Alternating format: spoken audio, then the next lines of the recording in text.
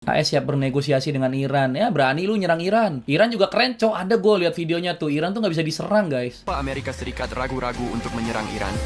Anda lihat, Iran bukanlah Venezuela, di mana jika satu pemimpin disingkirkan, seluruh sistem akan runtuh dalam semalam. Tapi sebelum ke pembahasannya, saya minta kepada teman-teman untuk like dan follow terlebih dahulu, agar saya lebih bersemangat untuk membahas info seputar dunia lainnya. Terima kasih. Iran adalah negara di mana kekuasaan tidak terpusat di satu tangan, tetapi tersebar di berbagai pusat. Dan itulah yang paling mengkhawatirkan Washington. Pertama, pemimpin tertinggi.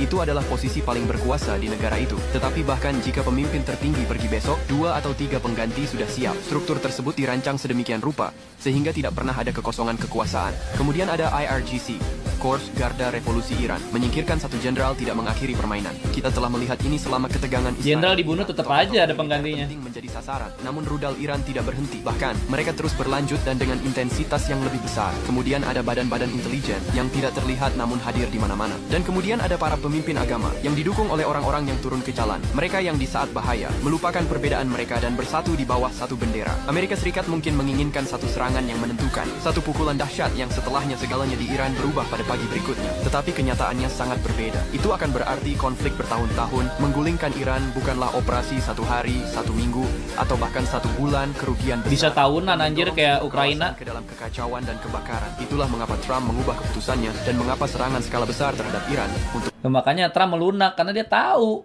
Iran tidak semudah itu, bro. Bayangin aja guys, Ukrainanya diserang sama Rusia, udah bertahun-tahun sampai sekarang masih perang terus.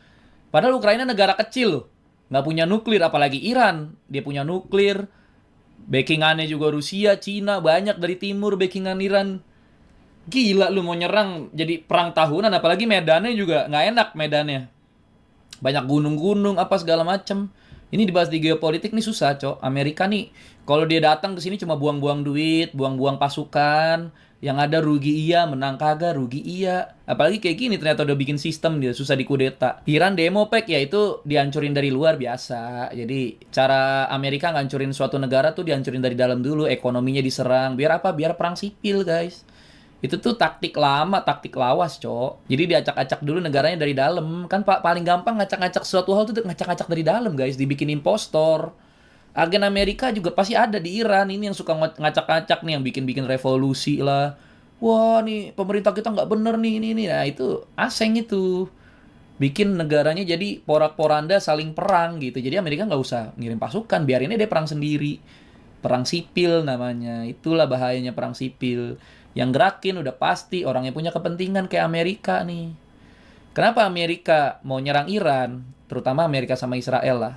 Karena di sini ada selat nih, di sini nih. Selat apa nih namanya gue nggak tahu nih. Selat Gibraltar apa nih.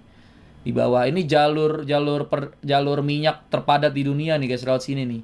Karena dari Iran, dari Uni Emirat Arab, dari mana-mana, negara-negara yang punya banyak minyak, Saudi Arabia dari sini nih jalurnya. Sementara Iran itu pro-nya ke Rusia sama Cina gitu. Jadi mempersulit gerakan Israel sama Amerika. Kalau Israel bisa mengganti rezim di Iran menjadi yang pro ke Iran atau ke Amerika, jadi enak. Udah Israel sama Amerika benar-benar menguasain Timur Tengah.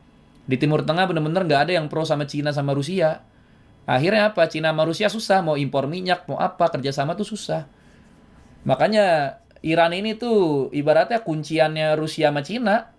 Selama Iran kerjasama sama Rusia sama Cina, udah ada perlawanan di negara ini. Admin dunia ketar-ketir gitu, tolol gitu kan. Apalagi Cina sekarang lebih maju kan negaranya. Banyak inovasi yang ada di sana gitu. Amerika udah kalah inovasinya sama Cina tuh. Makanya makin ketar-ketir nih sekarang nih Amerika nih.